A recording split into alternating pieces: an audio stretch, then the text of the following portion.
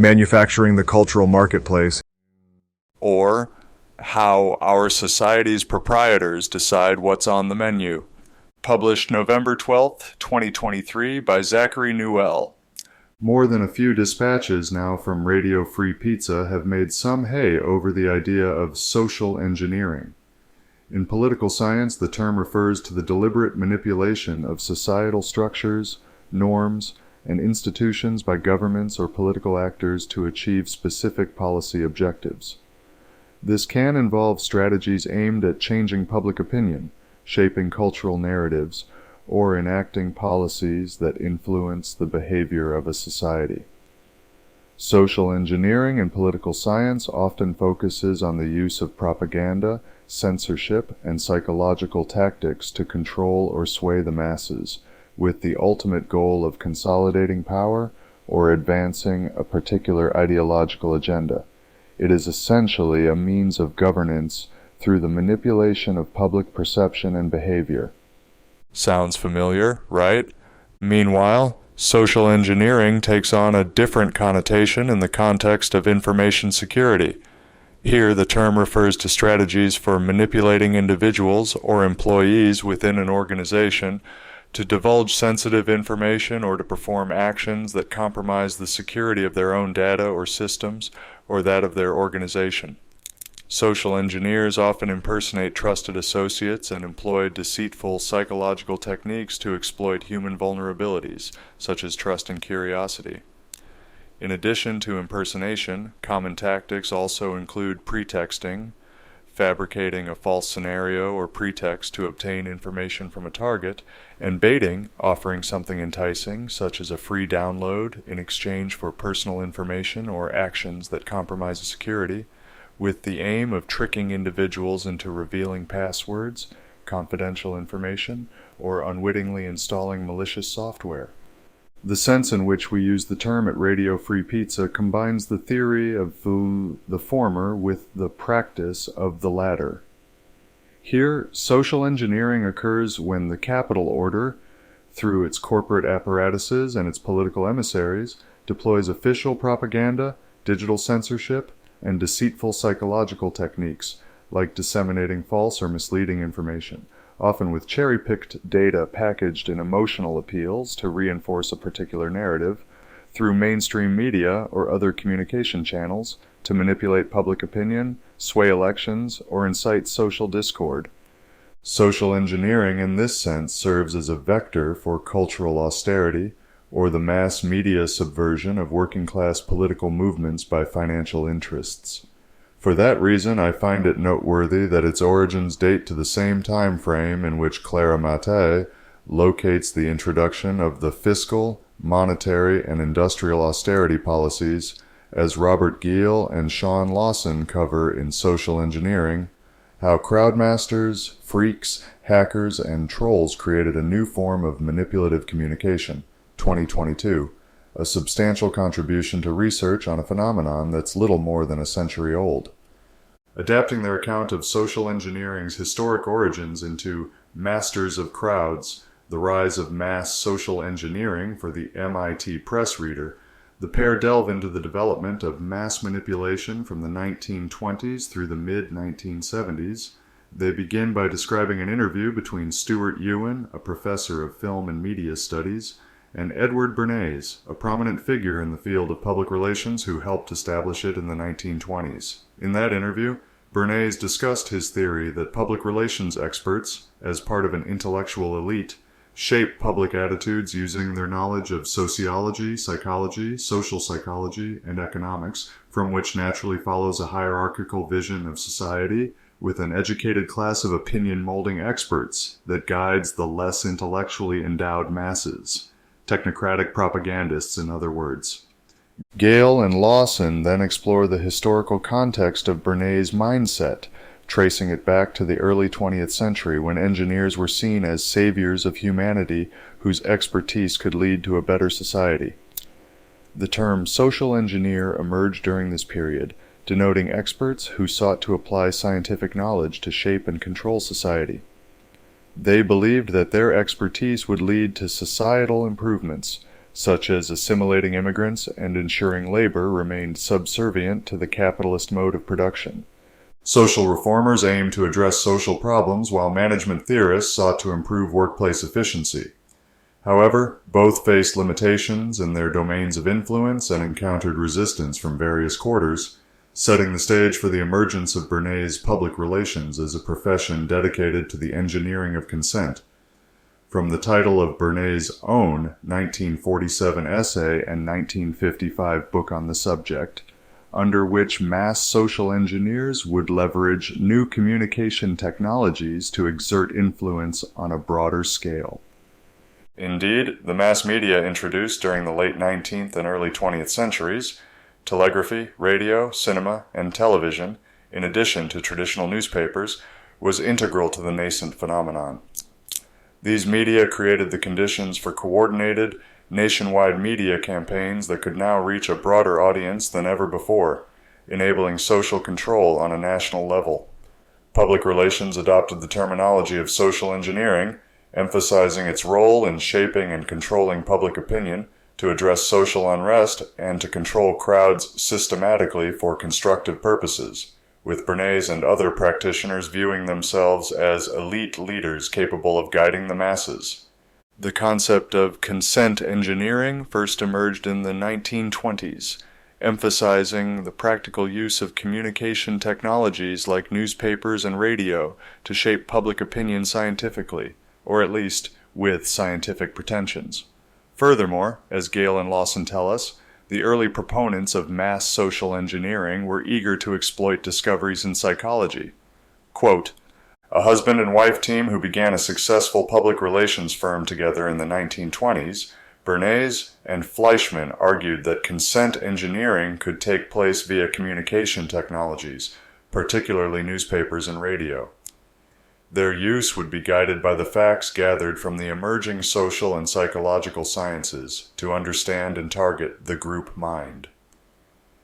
With the aid of technicians of communication, deploying the cutting-edge social scientific data collection and analysis techniques of the day, for example, polls, surveys, interviews, and statistics, they believed that political leaders would be able to achieve the engineering of consent for their programs and to do so scientifically.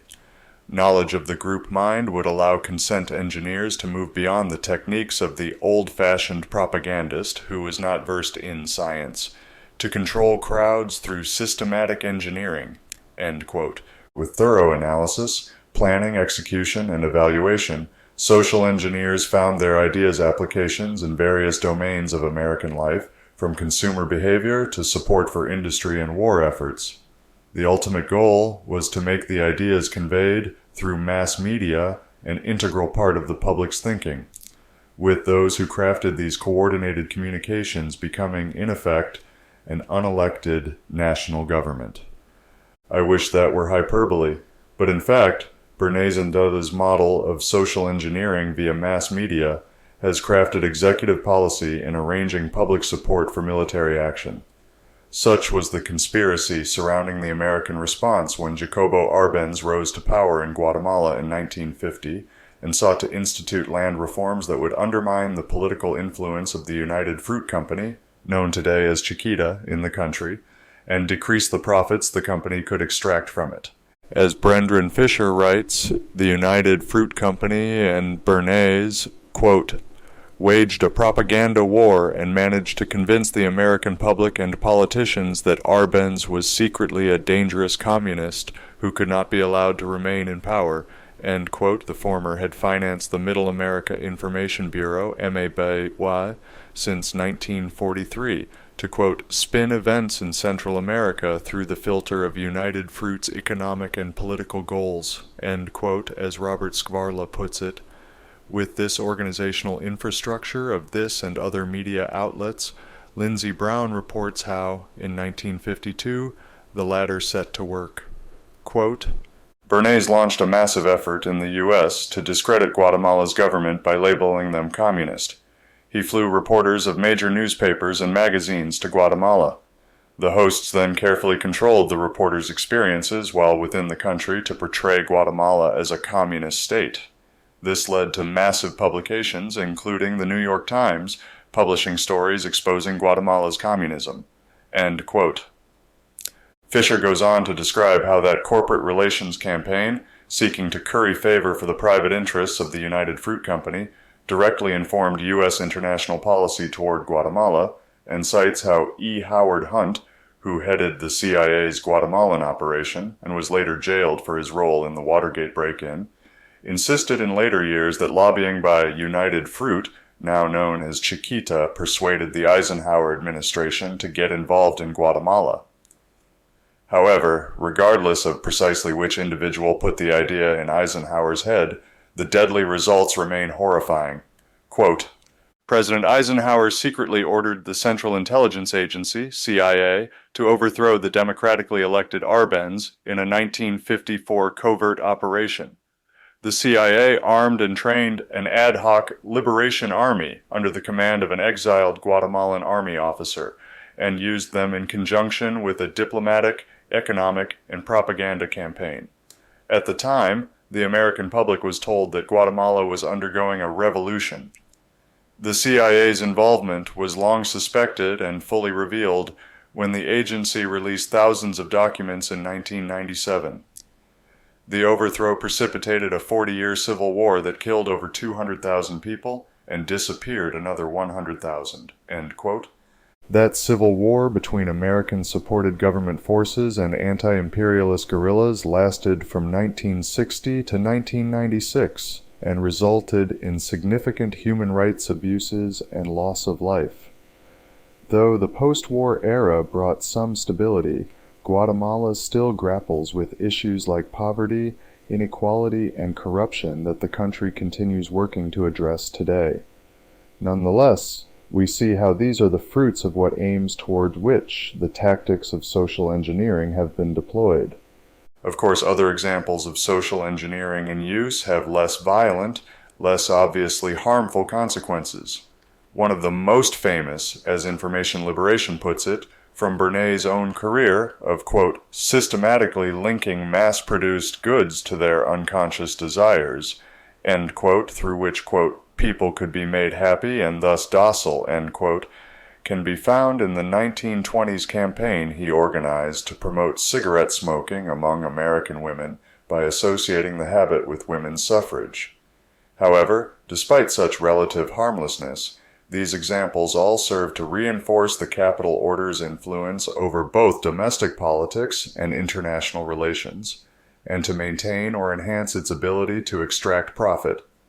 In some sense, I suppose, all of the corporate relations campaigns, conducted in mass media under the guise of public discourse, could be considered examples of social engineering deployed to serve the same purposes. In the same sense, one could say, too, that purchasing any of the products available on nationwide markets to American consumers today advances precisely those same mutually supportive purposes. Hence, I'd guess, the contemporary proverb, "There is no ethical consumption under capitalism." And in this light, perhaps social engineering seems less insidious. Of course, business interests seek profit, and of course, profitable businesses gain social and political influence, some might say.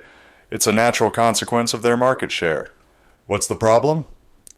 On the contrary, I submit that the psychological domain in which social engineering operates makes it more nefarious than the simple fact that, for example, my nearest grocer only stocks Chiquita bananas.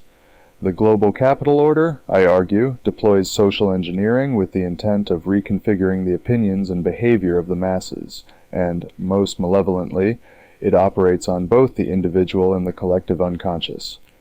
I concede, however, that this is a natural consequence of multinational corporations under the capitalist mode of production. That's also to say that cultural austerity, the phenomenon we've now spent some months trailblazing, arises within capitalist republics as an inevitable result of their economic structures. For a closer look at capitalism's consequences for culture, let's turn to Marx for Sale.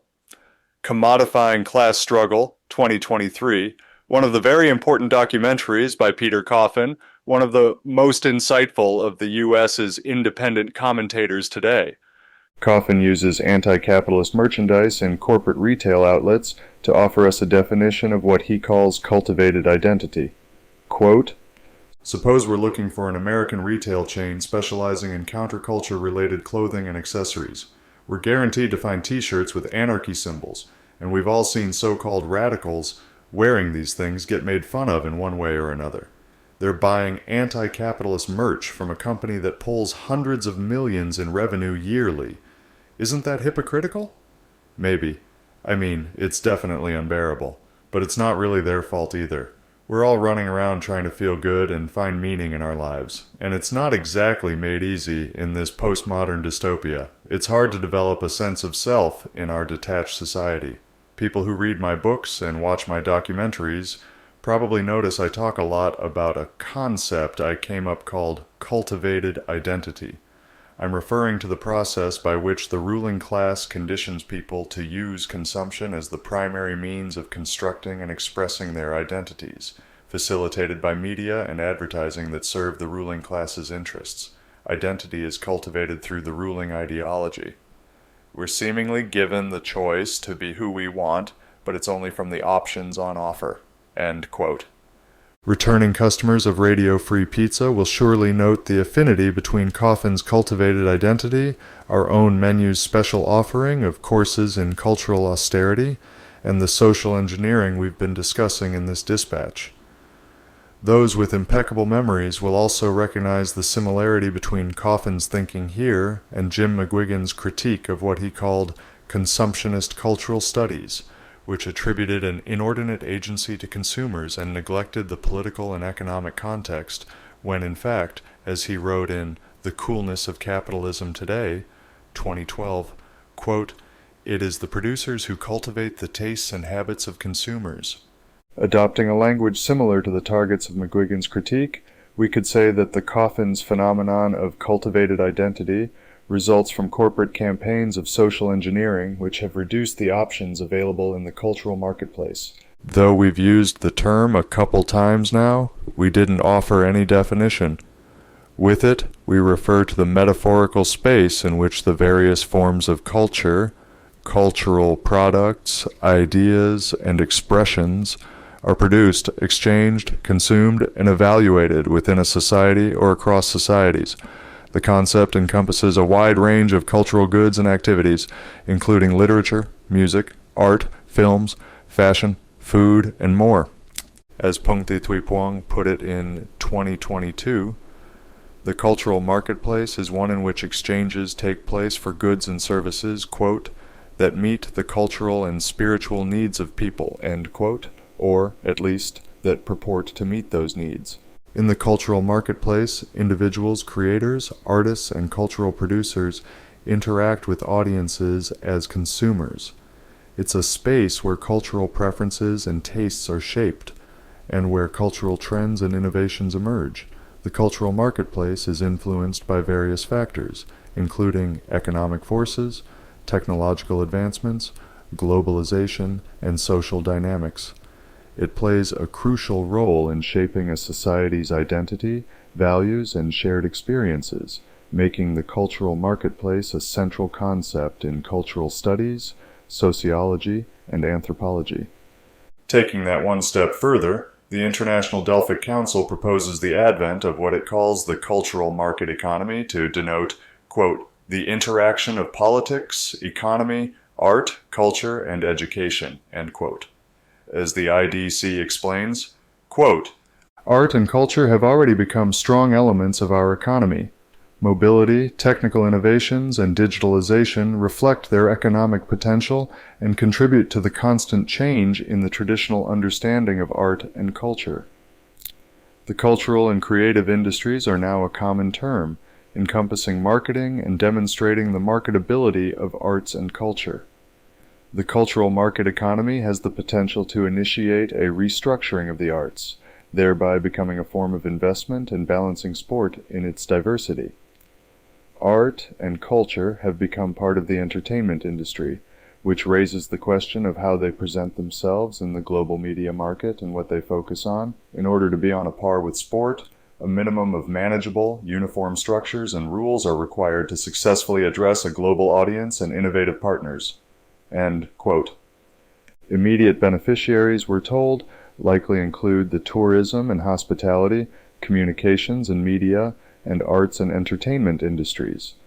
While the IDC also mentions benefits to the citizens, without saying how, to arts and culture and education, and to the environment and cultural heritage, their emphasis on the fiscal benefits of participating in and cultivating a globalized cultural market economy doesn't just demonstrate the IDC's priorities, but reveals how the organization expects the public to benefit. Increased investment in and financing of the cultural market economy, they believe, will result in higher quality products becoming available in the cultural marketplace, making all of us more satisfied cultural consumers. However, what we've discussed today about social engineering gives us excellent reason to question the IDC's premises.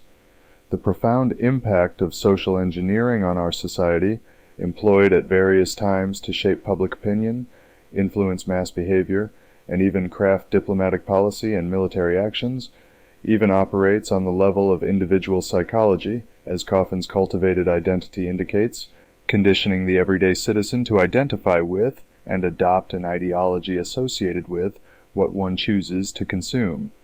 The cultural market economy, then, formalizes in some sense that intricate web of influences that surrounds us in our consumer-driven society. While this provides a further means of capitalizing on the economic potential of arts and culture in our world today, with some increase in the quantity of cultural products available likely to result, the role that social engineering has played just in the retail consumer marketplace in shaping our tastes, preferences, and even our sense of self gives us cause for suspicion. Those products commodified or securitized in the cultural market economy would then become the next generation of tools used in social engineering campaigns to manipulate public opinion, consolidate political power, and advance the interests of the capital order.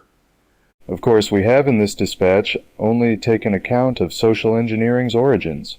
Surely much more can be written on how it has operated in the United States' post-industrial economy during the 21st century.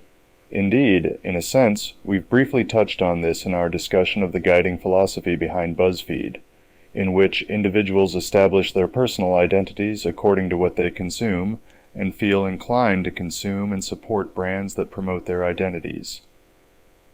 Personal identity has become a product selected from those available to consumers on the cultural marketplace, I wrote then, and argued further that the trend of identity politics and political discourse has produced division and essentialism, while overshadowing broader social issues and undermining a sense of solidarity or shared struggle among the working class. With this in mind, that guiding philosophy for digital media looks in hindsight like the epitome of Coffin's phenomenon of cultivated identity, under which the private interests controlling the means of production only make available to consumers those cultural products that serve the ruling class's agenda. Certainly, then, the increasing exchange and dissemination of cultural content have become even more dynamic and far-reaching in the digital age, making social engineering an even more potent force in the culture of contemporary capitalist republics. This development certainly leaves us no shortage of occasions for examining the far-reaching implications of social engineering, cultural austerity, and personal and collective identity, and how mainstream media shapes our perceptions and behaviors within the confines of a consumer-driven society. Stay tuned, therefore, for further dispatches examining the phenomenon of social engineering in the 21st century and exploring means through which the public can address it.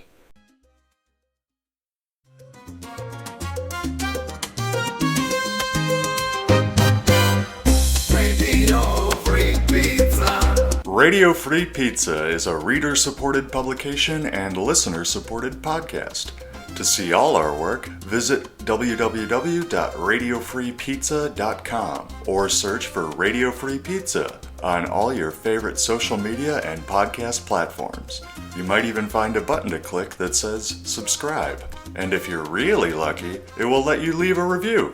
Otherwise, just share a link with your friends or on social media. Thanks for your support.